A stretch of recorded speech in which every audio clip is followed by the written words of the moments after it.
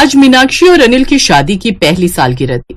इस खास मौके को और खास बनाने के लिए मीनाक्षी अपनी शादी का लहंगा पहनने वाली थी।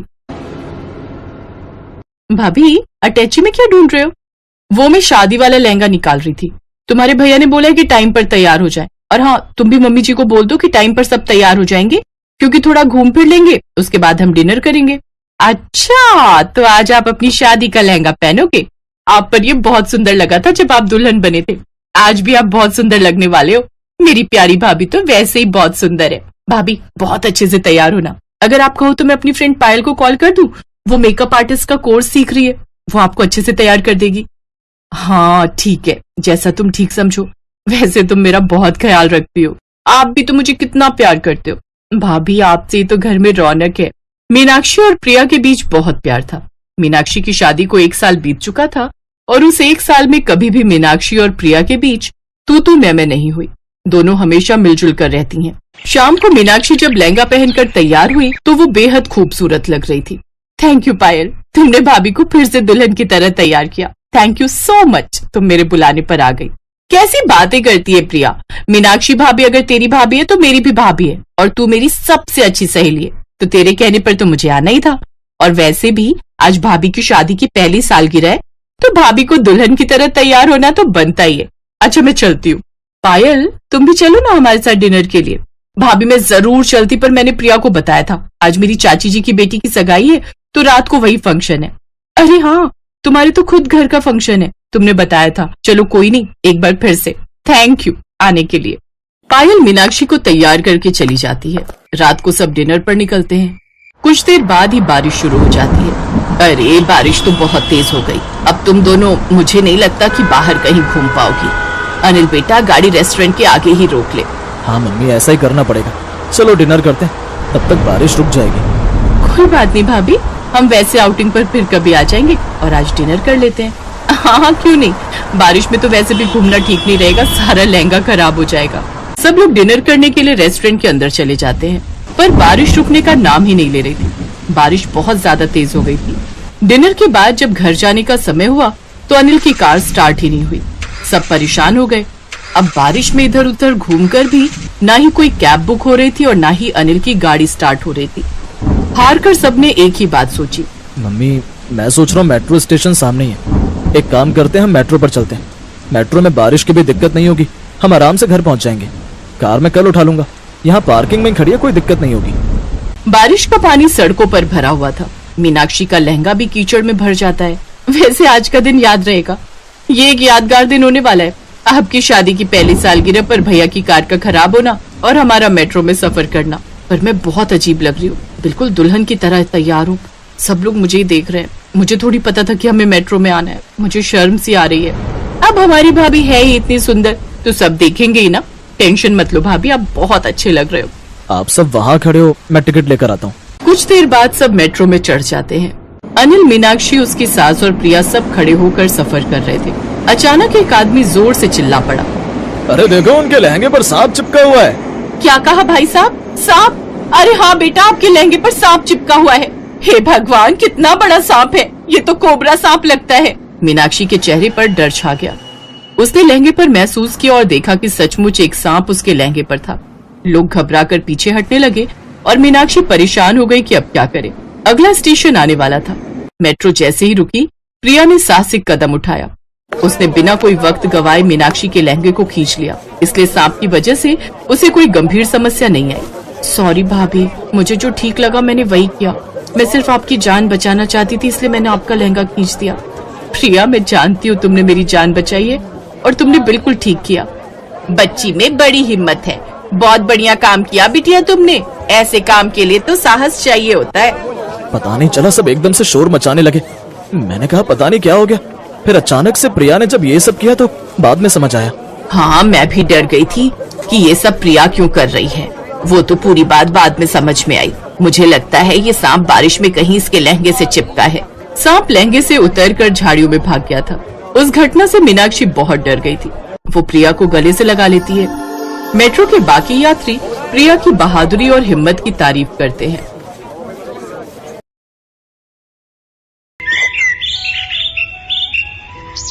आशा देवी की दो बहुएं थी, सुनीता और सुप्रिया। सुनीता थोड़ी मोटी थी और सुप्रिया पतली दुबली थी। सुप्रिया हर तरह के कपड़े पहन लेती थी, पर सुनीता मोटी थी, इसलिए वो अपनी बॉडी के हिसाब से ही कपड़े पहनती थी। माँ जी, ये इवनिंग गाउन मुझ पर कैसा लग रहा है? बहुत अच्छा लग रहा है बहू, तुम तो पतली दुबली पतंग हो, तुम पर तो सारे कपड़े अच्छे लगते हैं। थैंक यू माँ जी। अरे सुनीता भाभी, आप क्या पहन रहे हो? आप भी कुछ इवनिंग गाउन या मैक्सी टाइप का कुछ पहन लेते। नहीं सुप्रिया, मैं इतनी मोटी हूँ, मुझ पर कहाँ ये सब अच्छा लगेगा। सुप्रिया बहू, सुनीता इतनी मोटी है, उस पर भला ये कपड़े थोड़ी अच्छे लगेंगे। तुम भी कैसी बातें करती हो, इस पर बस साड़ी और सूट ही सही लगते हैं, ये उनमें ही ठीक ठाक लगती है। चलो अब तुम सब तैयार हो जाओ, समय पर सगाई फंक्शन में पहुंचना है। ना जाने उस दिन अपनी सास की बात सुनीता को चुभ गई और वो इस बारे में सोचने लगी, पता नहीं ये अपने आप को क्या समझते हैं। अब देखना मैं भी छोटे छोटे कपड़े पहनूंगी और सुप्रिया से ज्यादा सुंदर लगूंगी मैं। अगले दिन ही सुनीता अपने लिए शॉपिंग करने चली गई और उसने वहाँ से छोटी छोटी स्कर्ट, टॉप, कैपरी, मिडी, वन पीस वगैरह खरीद लिए। सुप्रिया का जन्मदिन था तो सब लोग बाहर खाना खाने जा रहे थे। सुप्रिया ने बहुत सुंदर शॉर्ट मिडी पहनी थी। कुछ देर बाद सुनीता भी तैयार होकर आ गई, पर ये क्या, उसने इतनी शॉर्ट मिडी पहनी हुई थी कि वो बहुत अजीब लग रही थी। अरे बहू, ये क्या, तुम ये क्या पहन रही हो? ये कोई तुम पर अच्छा लग रहा है, इतने छोटे कपड़े? अरे वाह भाभी, आप तो बहुत सुंदर लग रही हो। Thank you. मैंने सोचा जब तुम पहन सकती हो तो मैं क्यों नहीं पहन सकती, इसलिए मैं आपसे छोटे कपड़े ही पहना करूंगी। सुनीता के सिर पर तो भूत सवार हो गया था कि वो सुप्रिया की बराबरी करेगी, और यही उसने गलत किया। अब वो रोजाना ही छोटे छोटे कपड़े पहनकर बाहर आने जाने लगी। छोटे कपड़े पहनना बुरी बात नहीं है, पर हमें अपनी बॉडी की बनावट के ही कपड़े पहनने चाहिए, तभी हम पर जचते हैं। पर ये बात सुनीता समझ नहीं पा रही थी। अरे क्या हुआ सुनीता, कितनी देर से तैयार हो रही हो? अरे आ रही हूँ ना, तैयार होने में टाइम भी तो लगता है। पिक्चर आधी निकल गई होगी और तुम अभी तक तैयार नहीं हुई हो, फिर कहोगी कि मैं टाइम पर नहीं आता। अरे तुमने ये क्या पहन लिया, इतनी छोटी निक्कर, तुम्हें क्या हो गया सुनीता? थोड़ा तो ख्याल किया करो, इतने छोटे कपड़े पहन लिए, कितनी अजीब लग रही हो। अरे सुनीता भाभी, आप तैयार नहीं हुए? वो देखो, सुप्रिया ने भी तो शॉर्ट स्कर्ट पहनी है। उसको तो इस घर में कोई कुछ नहीं कहता, मुझे ही सब बोलते हैं। मैं तो सुप्रिया से ज्यादा सुंदर हूँ, मेरे ऊपर कपड़े ज्यादा अच्छे लगते हैं। ये तो देखो ना कैसी सपाट सी है, पतली दुबली, मैं तो फिर भी भरे हुए शरीर वाली हूँ। भाभी, ये नहीं है कि आप मेरी जेठानी हो तो मुझे कुछ भी बोलती रहोगी। आप मेरी जगह ले भी नहीं सकते। मेरे ऊपर वेस्टर्न कपड़े बहुत अच्छे लगते हैं। ये तो अलग बात है कि मैं आपको कुछ कहती नहीं हूँ और आप कुछ भी बोले जा रहे हो जो भी मुंह में आ रहा है। अरे मैंने क्या गलत बोला? मैं तुमसे ज्यादा सुंदर हूँ, मुझे पता है। हाँ मैं मोटी हूँ, ये अलग बात है। देखना एक दिन मैं भी पतली होकर दिखाऊंगी, फिर तुमसे ज्यादा मुझ पर कपड़े अच्छे लगेंगे। हाँ हाँ तो जाओ ना, किसने रोका है? मुझे क्यों बीच में ला रही हो? हाँ नहीं तो मुझे नहीं जाना कोई पिक्चर देखने आप लोगों के साथ, और आज के बाद मेरे से बात करने की कोई जरूरत नहीं है। धीरज, मैं नहीं जा रही हूँ पिक्चर। तुम्हें अगर भैया भाभी के साथ जाना हो तो चले जाओ।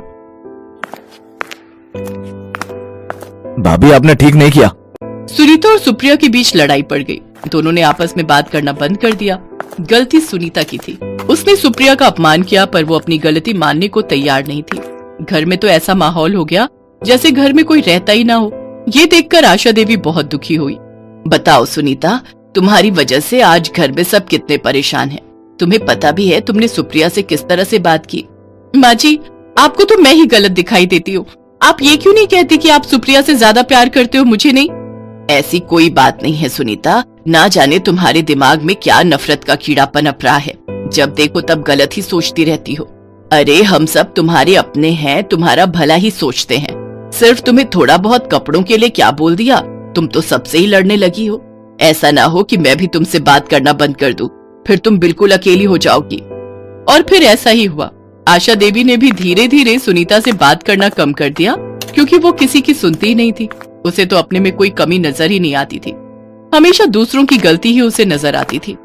पड़ोस के घर में किसी की शादी थी, सब लोग तैयार हुए। सुनीता ने फिर से अपने मन की चलाई। वो कट स्लीव डीप नेक का वन पीस पहनकर तैयार हो गई, जो देखने में थोड़ा शॉर्ट था। अब कोई उससे बात नहीं कर रहा था, इसलिए किसी ने भी उसे मना नहीं किया। सुप्रिया ने डिजाइनर साड़ी पहनी, सास ने भी अच्छे कपड़े पहने। सब लोग तैयार होकर शादी के फंक्शन में पहुंचे। सबका ध्यान सुनीता की तरफ ही था। सुनीता बहुत ही अजीब लग रही थी।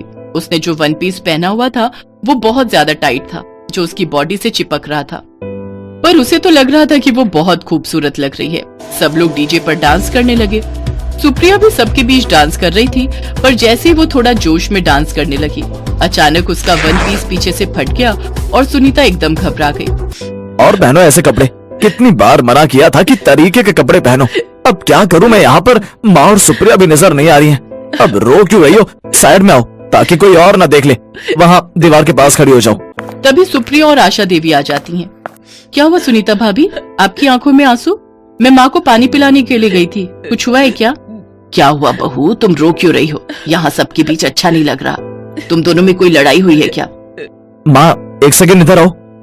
अनिल अपनी माँ के कान में ये बात बता देता है। सुप्रिया बहू जरा बात सुनो, सुनीता की ड्रेस पीछे से फट गई है, इसीलिए वो दीवार के साथ खड़ी है। कुछ करो ताकि हम गेट तक जा सके और कोई देखे ना, इस बात का ध्यान रखना। माँ जी आप चिंता मत करो, सुनीता भाभी को इस हालत में कोई नहीं देखेगा, मैं उनके साथ रहूंगी। भाभी आप आओ मेरे साथ चलो, बस आपको इस तरह बिहेव करना है कि आपकी तबीयत खराब हो रही है, बाकी सब मैं संभाल लूंगी। सुनीता सुप्रिया के आगे थी और सुप्रिया ने सुनीता को पीछे से कसकर पकड़ रखा था। क्या हुआ बहू, तबीयत ठीक नहीं है क्या सुनीता की? हाँ आंटी जी, वो पता नहीं डांस करते करते भाभी को चक्कर आ गए, घर जा रहे हैं। अच्छा आंटी जी मैं चलती हूँ, भाभी की तबीयत ज्यादा खराब हो रही है। सुप्रिया सुनीता को लेकर गाड़ी तक पहुँचती है। सब लोग घर लौट आते हैं। सुनीता बहुत शर्मिंदा थी, वो सबसे सॉरी बोलती है। मुझे माफ कर दो माँ जी, मैं कभी भी ऐसा कुछ नहीं करूंगी जिससे आप सबका अपमान हो। और सुप्रिया मैं तुमसे भी सॉरी बोलती हूँ, मैंने छोटी सी बात के लिए तुमसे कितनी लड़ाई की, पर फिर भी तुमने आज मेरी इतनी मदद की है। भाभी ऐसी कोई बात नहीं है, उस समय आपकी मदद करना मेरा फर्ज था। आप मेरे से बड़े हो, मेरी बड़ी बहन की तरह हो। अब एक बात आपको मेरी भी माननी पड़ेगी, आपके लिए कपड़े मैं डिसाइड करूंगी। बहुत सुंदर वेस्टर्न कपड़े, पर आपके हिसाब से जो आप पर बहुत सूट करेंगे। बहू मन खराब मत करो, सब कुछ ठीक है। तुम और सुप्रिया इस घर की रौनक हो, आपस में कभी भी लड़ाई मत करना, हमेशा मिलजुल कर रहो। सुनीता और सुप्रिया एक दूसरे के गले लग जाती हैं। सुप्रिया सुनीता को शॉपिंग के लिए लेकर जाती है और उसके बॉडी शेप के हिसाब से बहुत ही सुंदर वेस्टर्न ड्रेस उसको खरीद कर देती है। वेस्टर्न कपड़े पहनना बुरी बात नहीं है, पर हमें हमेशा अपने बॉडी शेप के हिसाब से ही कपड़े खरीदने और सिलवाने चाहिए, ताकि हम उन कपड़ों को पहनकर खुद को कंफर्टेबल महसूस करें और दिखावा करने की कोशिश में लोगों के बीच मजाक का पात्र न बने।